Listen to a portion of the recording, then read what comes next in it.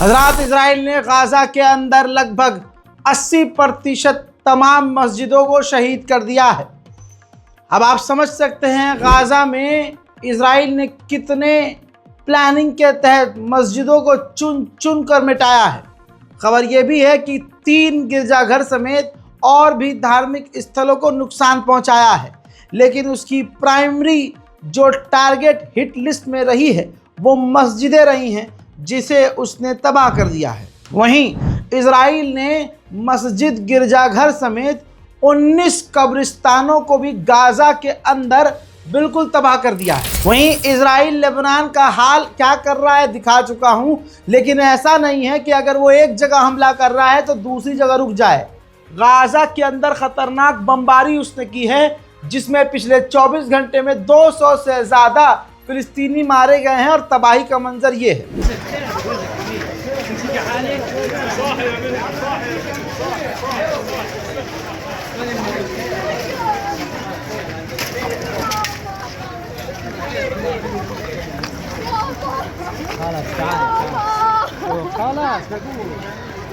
الجيش الإسرائيلي يستهدف بصواريخه منزلا في حي الزيتون شرق مدينة غزة.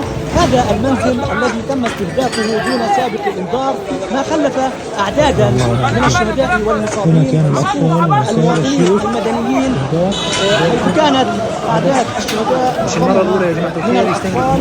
هذا الاستهداف تمارا كثيرا هذا المنزل وفي المنازل المجاورة في هذه المنطقة. رجال الدفاع المدني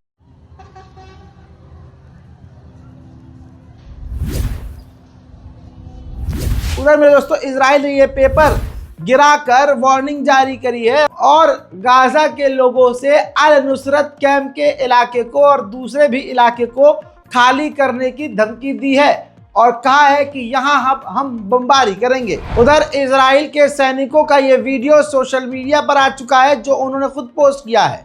Gaza के एक civilian, निहत्थे civilian को कत्ल करके खुशियां मना रहे हैं। ये वीडियो उन्होंने खुद बनाई है, जिसमें वो जो बात कर रहे हैं और जो सेलिब्रेशन कर रहे हैं वो साफ तौर से दिखा रहा है कि इजराइल के सैनिक अंतर्राष्ट्रीय कानून को तार तार कर रहे हैं। अब इजराइल ने फिलिस्तीनियों को धमकी दे दी है कि आपको ये इलाका छोड़ना होगा। ऐसे में जो घर से पहले से उजड़े हुए फिलिस्तीनी हैं, एक बार फिर से अपने अपने इलाकों को छोड़ने पर मजबूर हैं।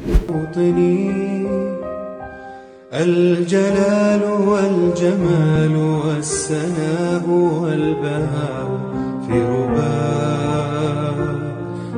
رباء والحياة والنجاة والهناء والرجاء في هواك في هواك. هل أراك سالما منعما وغانما مكرما سالما منعما. वहीं सीरिया के अंदर भी इजराइल ने हवाई हमले किए हैं, जिसमें 3 की मौत हुई और कई घायल हैं। मेरे दोस्तों, गज्जा के इस आर्टिस्ट को भी, जो गाजा में बहुत फेमस थे, इनको भी और इनके परिवार को भी इजराइल ने बमबारी करके शहीद कर दिया है। हजरात, उधर फिलिस्तीनियों का दर्द अलग है। ये तस्वीर देखिए, फिलिस्तीन के इलाकों में, रामल्ला और वेस्ट बैंक के इलाकों में इजराइल के सेटलर्स फिलिस्तीनियों के ऊपर हमला कर रहे हैं। तस्वीरें सबूत हैं, ये फाइल वीडियो नहीं है, ये एक्चुअल वीडियो है, जिसमें फिलिस्तीनियों के धरोहर को, मकानों को, गाड़ियों को आग के हवाले इजराइल के सेटलर्स कर रहे हैं।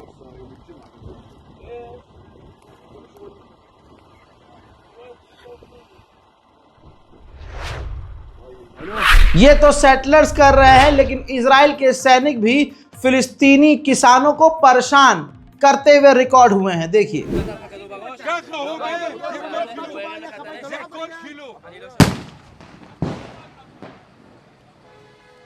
اللي صار معنا سيدي رايحين على رزقنا على ارضنا عزتونا اجوا المستوطنين حطوا بالقلم والجيش مساند فيهم الجيش مساند فيهم اللي مكونهم الجيش. उधर मेरे दोस्तों, रेड के दौरान फिलिस्तीन में एक और नौजवान को इजराइल की मिलिट्री ने गोली मारकर शहीद कर दिया है। मेरे दोस्तों, 7 अक्टूबर से अब तक इजराइल फिलिस्तीन के अंदर 741 फिलिस्तीनियों को कत्ल कर चुका है और 11,100 फिलिस्तीनियों को जेल में डाल चुका है। और आपको बता दूं कि फिलिस्तीन में 1,000 से ज़्यादा मकानों को इजराइल बुलडोजर से तोड़ चुका है।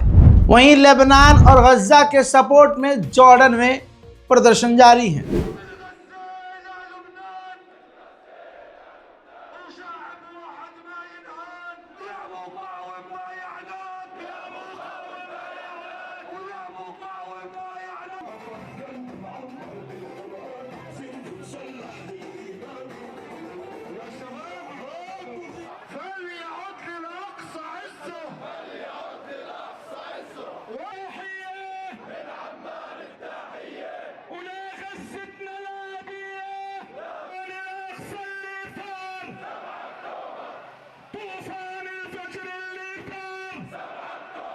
मेरे दोस्तों, गवर्नमेंट आयरलैंड की पूरी तरह से फिलिस्तीन का साथ दे रही है, दिल खुश हो जाएगा।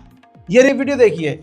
आयरलैंड की पार्लियामेंट के बाहर आयरलैंड के झंडे के साथ फिलिस्तीन के झंडे को आयरलैंड की गवर्नमेंट ने लगा दिया है और ये ऐलान कर दिया है इस झंडे को लगाकर कि फिलिस्तीन का मजलूमों का साथ देने के लिए आपको मुसलमान होने की ज़रूरत नहीं है, इंसान का इंसान होने की ज़रूरत है। हज़रात, आपको बता दूं कि अब इमैनुअल मैक्रोन को भी अकल आई है गालियां खाकर।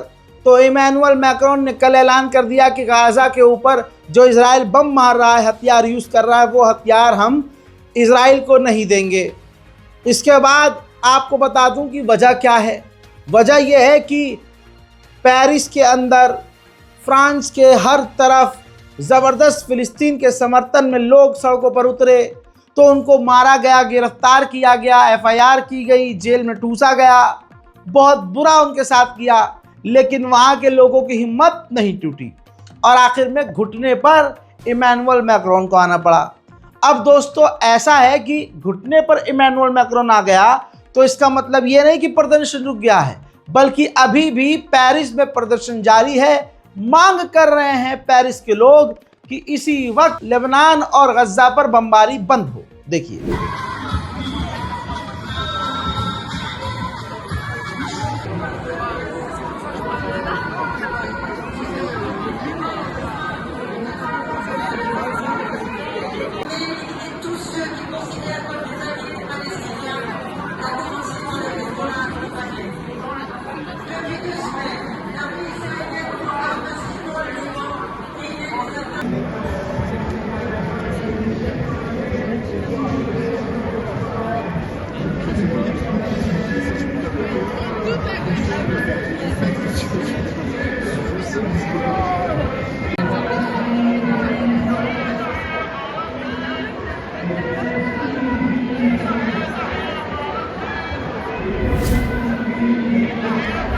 ठीक इसी तरह से ऑस्ट्रेलिया में भी फिलिस्तीन के और लेबनान के समर्थन में लोग सड़कों पर हैं।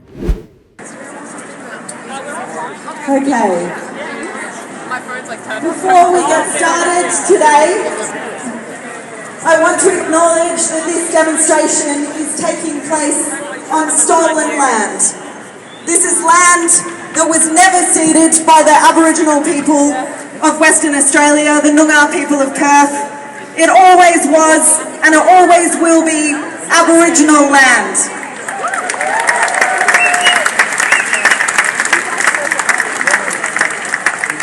So we are gathered here today for 3 reasons. The first reason is that we are coming up to 1 year. 1 year of bloodshed. 1 year of genocide. उधर सीरिया की राजधानी दमिश्क में लोग सड़कों पर आ चुके हैं और इजराइल और अमेरिका के खिलाफ प्रदर्शन कर रहे हैं।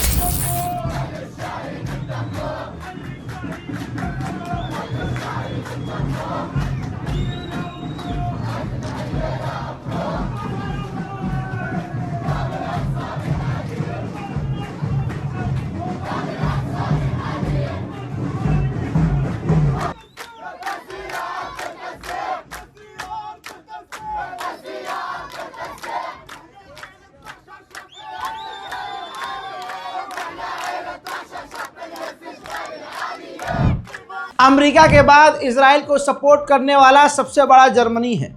जर्मनी ने 3200 प्रदर्शनकारियों को, जो जर्मन के ही हैं, उन पर केस किया हुआ है और ट्रायल चल रहा है और हजारों प्रदर्शनकारियों को मारकर उनको बुरी तरह से घायल कर चुका है। इसके अलावा जर्मनी, आप समझिए कितने लेवल पर ज़मीन पर उतर कर सपोर्ट कर रहा है इजराइल को, कि इजराइल से उसने 2 खतरनाक आतंकी ड्रोन मांगे थे। उस ड्रोन का नाम है हेरॉन ड्रोन। उसकी पूरी पेमेंट भी इजराइल को की जा चुकी है जर्मनी के द्वारा और अब वो दोनों खतरनाक ड्रोन, हेरॉन ड्रोन, इजराइल को डिलीवर करने थे जर्मनी को। लेकिन जर्मनी ने कह दिया कि मेरे मुन्ना, मेरे बाबू, मेरे सोना, इस ड्रोन का इस्तेमाल आप करो, फिलहाल खूब करो बमबारी और खूब करो नरसंहार, जब फ्री हो जाए ये ड्रोन तो हमें दे देना, हमें कोई जल्दी नहीं है। उधर मेरे दोस्तों, पूर्व फ्रांसीसी एमपी, मेंबर ऑफ पार्लियामेंट, ने फिलिस्तीन के समर्थन में हो रही रैली को पेरिस में सपोर्ट किया, संबोधित किया और कहा कि हमारे मुल्क को पूरी तरह से इजराइल का बायकॉट करना चाहिए और उसको हथियार देना बंद करना चाहिए क्योंकि इजराइल जेनोसाइड कर रहा है। La honte que nous ressentons, nous ici, qui vivons loin, mais qui ne nous voyons pas représentés. À cet instant que montent nos cris vers le Liban occupé et envahi, vers Gaza, vers les peuples palestiniens niés par ceux qui se sont drapés tant et tant d'années dans les symboles de la liberté, dans les leçons de morale données à la terre entière, et qui, une fois au pied du mur, participent au massacre, disent des paroles qui n'ont aucune conséquence. Qu'on nous entende au Liban, qu'on nous entende. ठीक इसी तरह से हजरत मोहतरम, south Africa में भी Israel के खिलाफ प्रदर्शन तेज हो चुके हैं।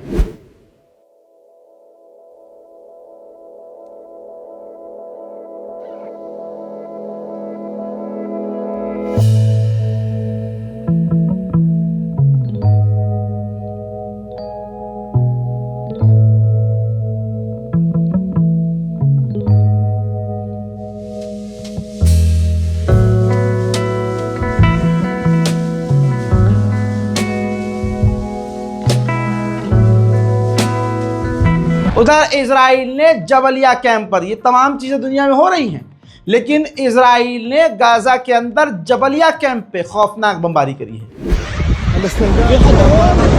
كما نشاهد استهدافات عنيفة في هذا المكان بالطائرات الحربية الإسرائيلية الاف 16 قصف إسرائيلي خدمات جبل الآن النيران في وسط مخيم جباليا. يعني وضع خطير، حركة لجوء كبيرة من المواطنين الآن بالتزامن مع القصف الإسرائيلي الذي استهدف عدد من المباني. मेरे दोस्तों, अमेरिका की इस गवर्नमेंट, बाइडेन गवर्नमेंट ने जानबूझकर इजराइल को वॉर क्राइम करने दिए हैं। खबर यह है कि बाइडेन सरकार को अमेरिका के ही नेताओं ने, इंटेलिजेंस ने जानकारी दे दी थी कि हमारे अमेरिकी हथियारों का इस्तेमाल करके इजराइल वॉर क्राइम कर रहा है, लेकिन बाइडेन सरकार ने जानबूझकर अनसुना किया और इजराइल को हथियार देते रहे। वहीं सऊदी अरब के विदेश मंत्री ने फ्रांस के मंत्री से गाजा और इजराइल के सीज फायर को लेकर मुलाकात की और बातचीत की है। हज़रात मोहतरम, फिलहाल के इस अपडेट में इतना ही। इस रिपोर्ट को शेयर कीजिए, दुआओं में याद रखिए, हमारे चैनल को सब्सक्राइब कीजिए ताकि आपको हर छोटा मोटा अपडेट और बड़ा बड़ा अपडेट मिलता रहे। जय हिंद।